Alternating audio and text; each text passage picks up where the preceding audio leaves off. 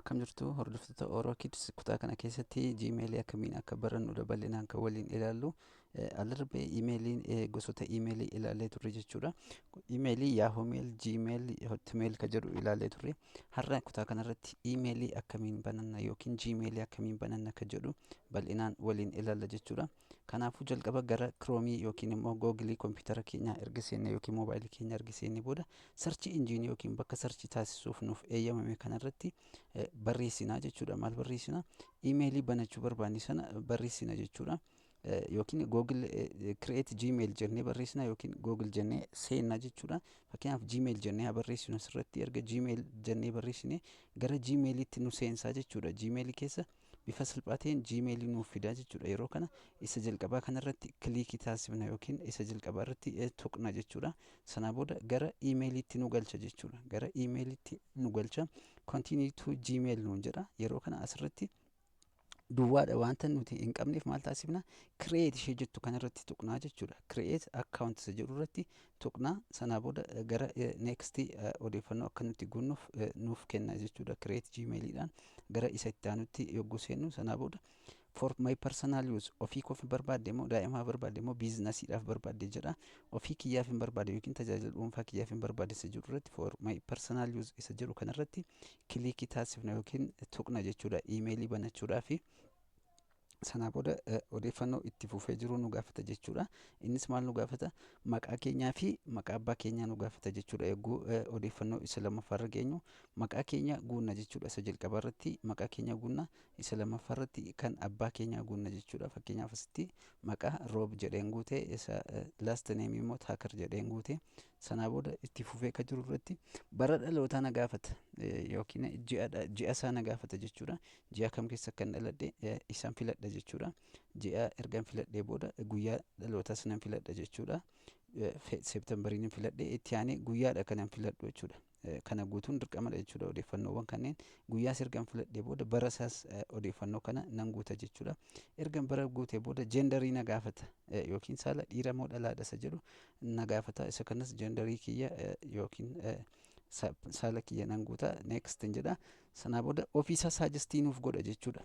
Fakkeenyaaf Roob Taakarii kanan guute Roob 052882@gmail.com jedhee lakkoofsii ta'aa naan jechaadha. Lakki kun naan ta'uun jedhee RT84 lakkoofsa duwwaa waan ta'eef kunis naan ta'uun jedhee yoon barbaade kan mataa koo create your own Gmail isheettu adreesii ishee ofii koon barreeffadha jechuudha. Kan hin qabamne yoo ta'e naaf fudhataa jechuudha. Ofii koo create your own Gmail isheettu irratti kilikii taasiseen kan mataa kiyyaa filadha jechuudha. Fakkeenyaaf akka gadii kanatti ofii koo hin guuttadha jechuudha. Roob Taakar jedheen isatti fufu haala kanaan gaayidar real MVIDS jedheen guute jechuudha. Fakkeenyaaf isan asiin lakkoofsaan naa ka'ee kana natti hin tolle haala kanaan jijjiireen fakkeenyaaf yoo barbaaddan amma fakkeenyaaf orokids@gmail.com jedhee baneen jirama osoo innis akka kanatti guutes ni danda'a jechuudha. Sanaa booda this username is not allowed try again. Amma kun qabamee hin danda'amu waan ta'eef jijjiirii naan jechaa jechuudha. Yogguu kana nan jijjiiraa jechuudha. Gara biraatti jijjiireen ilaala. Isan jijjiiree yoo fudhate next paaswoordiin galchaa jechuudha. Paaswoordii kiyya wanta namni salphaatti na jalaa cabsuu hin dandeenye yookiin jijjiiruu hin dandeenye hin galchaa jechuudha bifa salphaa ta'een. Haala kanaan paaswoordii namni nu jala kiraakii gochuu hin dandeenye yookiin immoo namni nu jala cabsuu hin dandeenye galchina jechuudha. Sana bakka lamatti galchina. Ka jalqabaa irratti fi ka lammaffaa irratti paaswoordii wal fakkaatas na galchina. Sanaa booda lakkoofsa bilbilaa nu gaafata jechuudha. Yookiin lakkoofsa bilbilaa meeseejiin irratti nuuf galuu qabu sana nu gaafata. Lakkoofsa bilbilaa keenya kun fakkeenyaaf akka argartan alaabaa yookiin filaagii Yuunaayitid Kiingdamiidha. Gara kan keenyaatti jijjiiruudhaaf ishee kanarratti tuquudhaan Itoophiyaa filannaa yookiin immoo as bukkeetti ida'uu 251 yogguu barreessinu kallattiidhaan kana gara Itoophiyaatti nuuf jijjiira jechuudha. Sanaa booddee bilbila keenya galchinaa 251 jennee itti fuufnee lakkoofsa keenya galchina jechuudha. Sanaa booda meeseejiin veerifikeeshinii yookiin SMS nuuf gala jechuudha. yogguu kana next goonu meeseejiin bilbila keenya irratti nuuf gala. Meeseejii bilbila keenya irratti nuuf galu sana fudhachuudhaan deebisnee achirratti galchina jechuudha. Bakka kanatti galchina yogguu next goonu meeseejii ammasiif gale sana asirra galchi jedhee bakka kana haala kanaan banee nuuf fida. Sanaa booddee bakka kanarratti next taasisuudhaan yookiin irratti guunnee next lakkoofsa dijiitii 6 jechuudha. Dijiitii 6 nuuf gale sana googiliirra asirratti galchuudhaan bifa salphaateen kireetii gochuu dandeenya jechuudha. Akkuma amma argitan kana iimeelii lakkoofsicha erga gashee booda riikavarii iimeeliif galchinaan jechaadha. Riikavarii iimeelii yookiin immoo kan meeseejiin biraan irratti naaf galuu danda'u iimeelii adda biraa nan qaba yoon ta'e isa nan galcha. Yoon hin qabu ta'e garuu skip godheen bukkee darba jechuudha. Yoon nan qaba ta'e immoo nan guuta.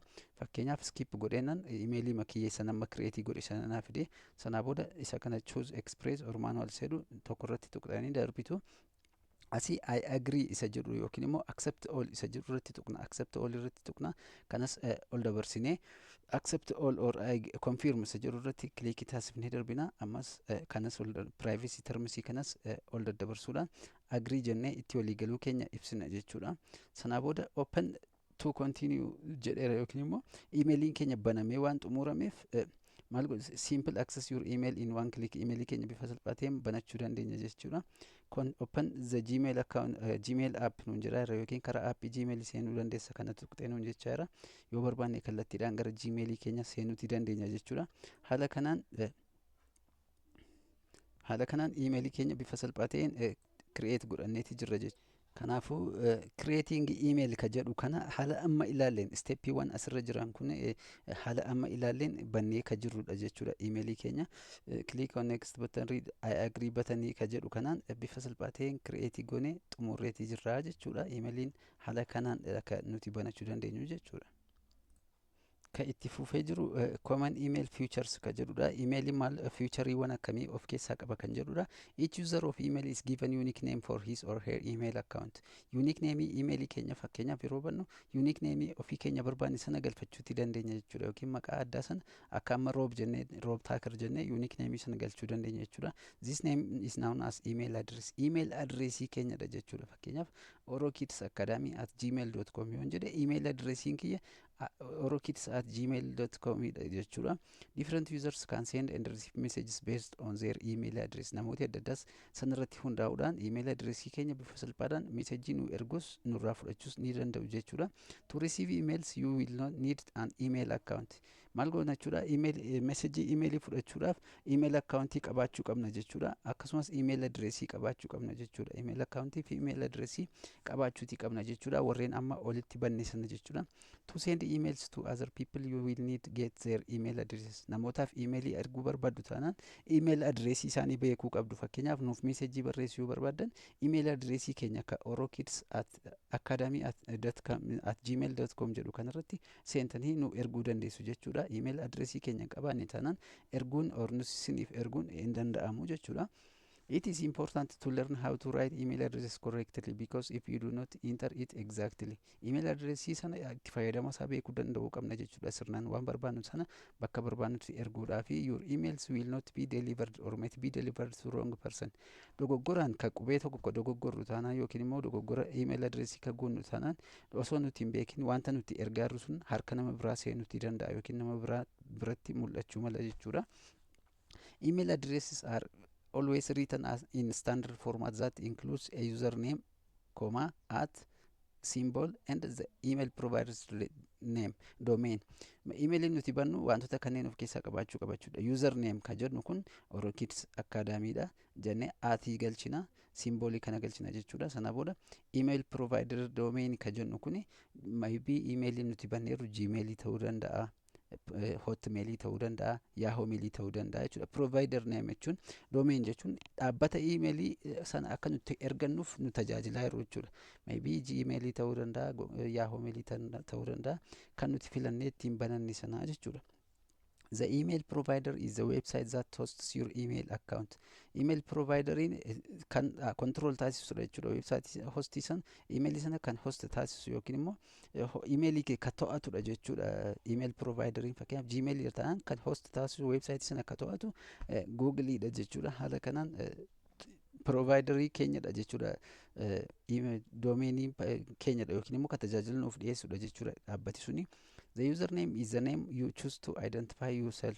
Username immoo nuun kan adda baasudha. Fakkeenyaaf orokidacademy@gmail.com yoo jennu username orokids sun nuun adda nu baasa yookiin immoo kan nuti filanne jechuudha akka adda nu baasuuf. Email is generally of the form username. Inni kunis dirqamadha jechuudha.